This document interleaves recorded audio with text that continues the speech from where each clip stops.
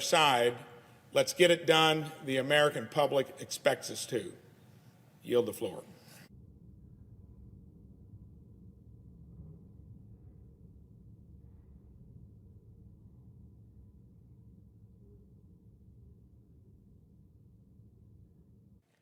Mr. President. Senator from Texas is recognized. Mr. President, this is a time of extraordinary crisis for our nation. In this time of crisis, I call upon each of our colleagues on both sides of the aisle to rise above. Rise above petty partisanship. Rise above the bickering that so often consumes Washington. Rise above and put first the priorities of the millions of Americans who are hurting. Look, there is a time for political disagreements. There's a time for policy disagreements.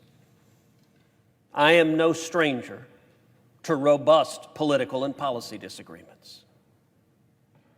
But we are in the midst of a global pandemic. People are dying. People are suffering. Last night,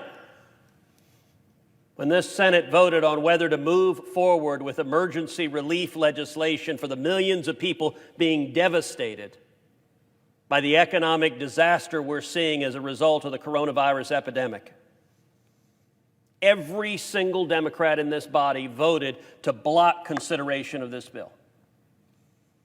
Now, for those of you at home who are not poring over a Senate procedural matter, what does it mean to vote to block consideration? Doesn't mean they voted against the bill. It means they voted against even starting to take it up. The New York Times headline moments afterwards said, Democrats block $1.7 trillion stimulus bill. Of course, that headline had the fault of being accurate. And so within minutes, the New York Times changed it to Democrats block $1.7 trillion stimulus bill, citing worker concerns. That was headline number 2. But then apparently the partisan leanings in the New York Times were too strong for that. And so they revised it a third time to say partisan division halts discussion of the bill. No, it wasn't partisan division. It was one party, the Democratic Party, saying to this chamber and the American people, hell no. We won't even take this up and discuss it. At a time of crisis, at a time when people are dying, that's wrong. That's shameful. When we awakened this morning, following the Democrats' obstruction, worldwide, there were 372,563 reported cases of the coronavirus. In the hours since then, just today, there have been an additional 23,352 cases reported today. While the Democrats are blocking the bill, 23,000 new cases today. In the United States, when we started this morning, there were 35,224 cases this morning. Right now, as of the latest numbers, there are 41,708 cases in the United States today. That means we've had an additional 6,484 cases today while the Democrats are blockading. And by the way, where are the Democrats? C-SPAN doesn't show this whole chamber often, but it'd be nice if they did, because that entire side of the chamber is empty. They're not showing up for work. They're not doing their job. In Texas this morning, there had been 668 cases. As of right now, there's 722, 54 more cases today, while the Democrats are blocking consideration of this bill. How about deaths? Look, as we look at this crisis, there are people right now gasping for breath. You and I, we have friends who have been diagnosed with this disease. We've read stories, we've talked to people who've struggled under it. I heard from one individual who's hospitalized right now that breathing felt like a belt strapped across his chest that he could barely breathe. As of this morning, worldwide, there had been 16,381 deaths. Now that's the number now. This morning it was only 15,308. That means today, while the Democrats have been blocking this bill, 1,073 additional people died. In the United States, as of this morning, there were 471 deaths reported due to coronavirus. As of right now, it's 573. That means today, 102 Americans died, while the Democrats were blocking consideration of this bill. In Texas, as of this morning, there had been 8 deaths. Now, there are 9. One Texan died, while half this chamber refused to show up and do their job. Now, this morning when we voted again, we saw the first signs of cracks as one Democrat, senator from Alabama, who had voted no yesterday, decided this morning, well, maybe we should take up the bill. One Democrat. Where are the rest? There are a lot of Democrats who like to hold themselves out as moderate Democrats. Where are they? Right now, what the Democratic leadership is doing is they're playing games. They're playing games in a way that is irresponsible. Listen, this bill has a lot of important elements for a lot of people that are hurting. You've got not only the people who are hospitalized, the people who are suffering, but you've also got economic devastation, as we have much of this country has ground to a halt. We've got people who work in restaurants, waiters, waitresses, bellboys, who haven't gone to work in over a week. We have people in hotels. I've spoken to business owner after business owner after business owner for the last week. One hotel owner described how he currently had 6% occupancy rates. You can't keep a hotel running with 6% occupancy rates. I talked to one hotel owner who described how he had made 5,000 layoffs in the last week. Another hotel owner had made 6,000 layoffs in the past week. I talked to an oil and gas business owner who'd laid off 5,000 workers in the past week. I talked to another oil and gas business owner who'd laid off 5,000 workers in the last week. You know, today I'm thinking about people like my friends at Republic Country Club. Now, Republic Country Club is a bit of a misnomer. It's a barbecue joint outside of Houston. It's owned by my friend Michael Berry. It is often the venue for country western concerts. It's a venue sometimes for comedy shows. I went and took my dad to Larry the Cable Guy at Republic Country Club. I've had multiple election night parties at Republic Country Club. It's a big old honky-tonk. You've never seen so many confused national reporters as they walked in and looked around and didn't know what to make of the place.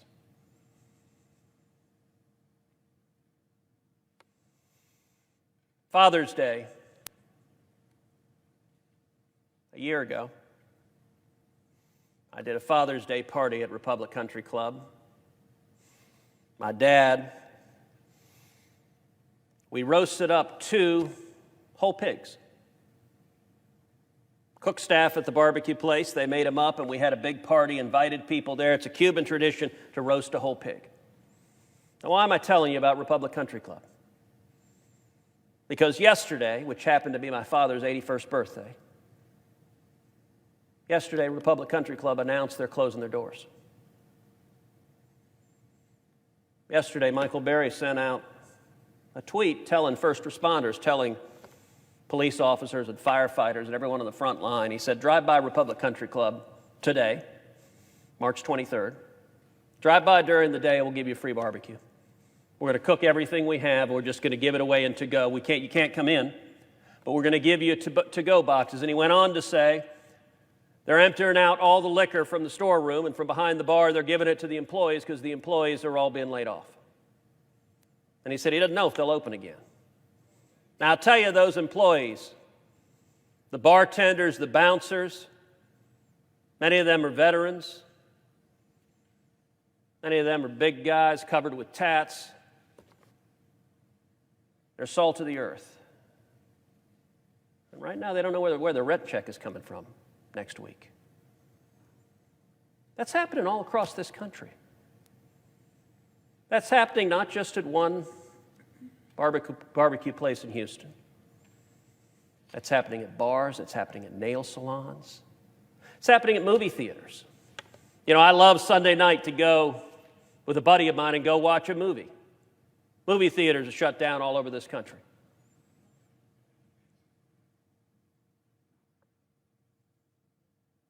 Retail stores. People laid off. Nobody's going to the mall right now. And for the people who are hurting, they're scared. They don't know, number one, if they're going to get sick. But number two, they don't know how they're going to make ends meet. This is a time of crisis, and we ought to be coming together. Now listen, this bill that we were moving to, I don't necessarily agree with every word of it. But there are a number of elements in this bill that are designed to provide real help to people who are hurting. One element of this bill is to give cash, an immediate check for $1,200 to every person in this country, every adult in this country earning under $75,000 a year.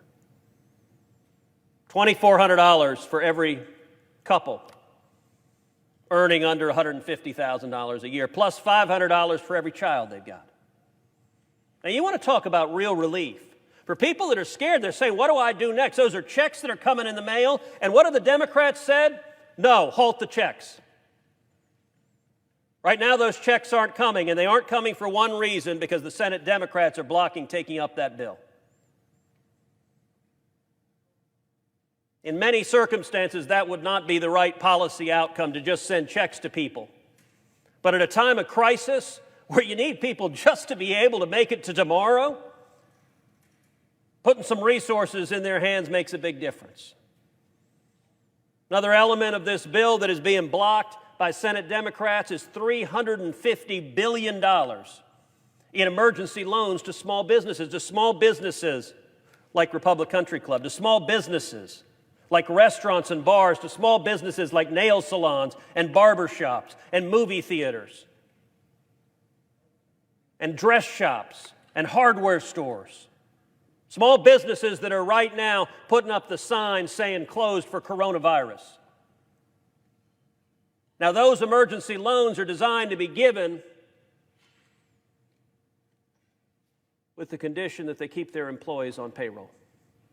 A lot of these small business owners want to keep their employees on payroll, but they don't have the cash. Under the terms of this bill, those loans are forgiven if they keep their employees on payroll. By the way, the Democratic talking point is, oh, this is just cash to businesses. Tell that to the owner of the barbershop, who takes an emergency loan to not fire all of her employees. That loan, under the terms of it's forgiven if the employees stay on the payroll. The Democrats are blocking that right now. What about unemployment insurance? The job numbers coming out shortly, I expect to be massive in terms of the job losses. I think we'll see north of 2-3 million people who've lost their jobs, and the numbers are getting worse. Every phone call I have is with more and more people that are losing their jobs. It is bad. It will come back, but it is bad right now. We need emergency support to get people through this dark time. This bill had $250 billion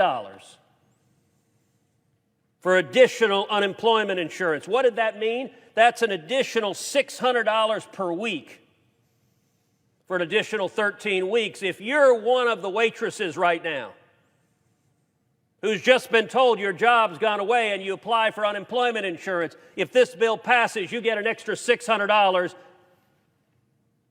immediately. But you know what? You don't right now. Because Senate Democrats are blocking this. Now, if they have reasonable concerns, they're welcome to raise them. And by the way, this bill was drafted with the participation of nearly a dozen Senate Democrats who are actively part of the task forces submitting suggestions. In fact, one of the suggestions the Democrats submitted during the drafting was plus up those unemployment insurance numbers. And they got agreement. This was drafted in a bipartisan manner, but what happened? I got to tell you, yesterday, Sunday, most of us thought we were going to move to this. But then Nancy Pelosi decided it was time to play politics. Decided to throw a grenade into the whole process. And she had a list of demands, an over 1,000-page bill that she drops out of nowhere. And the demands she's pushing, I ask you, do these have anything to do with the coronavirus epidemic? A number of people have cited the famed quote from Rahm Emanuel, who's President Obama's chief of staff, "Never let a good crisis go to waste." Sadly, we're seeing the embodiment of that cynical approach right now. Because all the people out of jobs the Democrats are using to push, what are they pushing for? Changing the emission standards on airplanes. Mr. President, what the hell do the emission standards on airplanes have to do with thousands of people dying and millions of people out of work in the coronavirus epidemic? Don't treat this bill like a partisan Christmas list. And by the way, you know, Republicans, we've got things we would like to advance too. Things I believe in deeply. You want to talk about what I'd like to do? I'd like to abolish the IRS. I've campaigned on that all over the country. I'm going to continue fighting for that. But, Mr. President, I'm not standing here with an amendment saying, as part of this emergency relief, let's abolish the IRS. There's a place for that political and policy discussion. The Democrats are pushing wind and solar tax credits. Mr. President, what in the hell does a windmill have to do with this crisis? Other than there's some Democratic lobbyists getting fat and rich, and they're willing to extort a crisis to try to advance their political agenda. Mandates on corporate board diversity. So these are Democrats that want to social engineer. Now listen, I actually have a lot of problems with corporate boards. I think we have far too many corporate boards that are docile and do what management wants. That's a serious problem. A lot of discussion about stock buybacks. I'll tell you what I get concerned about stock buybacks is when you have compensation agreements in place that the executives get rich if they get a short-term boost in share price, and it ends up hurting the shareholders. So I'd love to see actually more vigorous boards of directors that make sure that you're not creating incentives to gain the stock price. That's a reasonable question. But they want to mandate effectively quotas on boards of directors. Mr. President, what in the hell does that have to do with this crisis? The Pelosi wish list wants to restructure the debt for the post office. Mr. President, last I checked, look, our postal workers, they go through wind and rain and snow, but they haven't been laid off.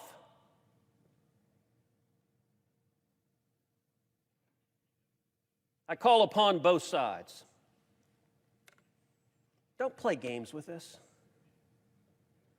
This crisis isn't going to end tomorrow. It's not going to end the next day. It's going to last for a considerable time. It's going to require adults to step up and lead. On the pandemic, we need to follow the science. We need to listen to the doctors. We need to listen to the physicians. We need to do the steps that we're taking to keep people safe. On the economy, we need to give immediate relief to people who are hurting, and we need to make sure a liquidity crisis doesn't become a solvency crisis. You know, it's interesting. Many of the Democrats are saying they don't want corporate bailouts. Well, listen, I agree with them. I am passionately opposed to corporate bailouts. One of the things I was gratefully relieved about how this bill was structured is that it's structured as loans and not condition-free grants. And it's structured primarily so that it's not picking favored companies that happen to have big lobbying presence in Washington. What does it mean to not have a liquidity crisis become a solvency crisis? Let's take, for example, the airlines. I've spoken with just about every major airline CEO in the past 2 weeks. The airlines are losing billions of dollars every month. Now, they didn't cause that problem. Unlike the financial crisis in 2008, this crisis was not caused by misconduct of one industry or another. This pandemic wasn't caused. It's not the airline's fault that the federal government has shut down flights to Asia and to Europe. That's not their fault. It's not the owner of the restaurant in downtown Houston's fault that the city of Houston has shut down the restaurant. That's not that small business owner's fault. Now, what we don't want is when the bills come due for all of those businesses, for them to have to sell their assets at a fire sale. We don't want the restaurant owner who has a pizzeria, who saved to buy this fantastic pizza oven, to have to sell the pizza oven for pennies on the dollar because the liquidity crisis has become a solvency crisis. We don't want our U.S. airlines to have to put up a garage sale effectively to sell all their airplanes because they're going bankrupt in the midst of a crisis. We want to come out of this with strong, robust commercial airline sector. We want to come back out of this with the small businesses thriving. We want to come out of this with a thriving energy sector. We want to come out of this with jobs. And so, Mr. President, I'm going to close this the way I started, by calling on Democrats, calling on Republicans, rise above petty partisan games. The Democratic leaders are playing these games. To every one of you Democrats, listen to the men and women in your states. Don't give in to the games. You know, most of the Democratic senators say they don't even know what their side wants, that it's just their leadership that's willing to hold the American people hostage for unrelated political partisan objectives. And by the way, one of the reasons I think Senate Democrats are so willing to engage in this is they expect the media to be utterly complicit in their cynical gamesmanship. So we stand here this afternoon, it is not only the Democratic side of the chamber that is empty, but as I look up to the press, nobody's there. There's not a single reporter sitting in the chamber. We've seen the New York Times. Actually, there's nobody sitting in the chamber, so they may have closed the chamber, in which case that may have been an unfair assault. But it's not an unfair assault to say the New York Times is changing their headline to give political cover for the games of the Senate Democrats. This is a time of crisis. It's not a time to play games. It's a time to rise above. It's a time to stand for the American men and women. It's a time to stand for jobs. It's a time to help protect people's lives. Mr. President, I yield the floor. Senator from Alaska. Mr. President, we've heard a lot of passion here on the Senate floor this afternoon.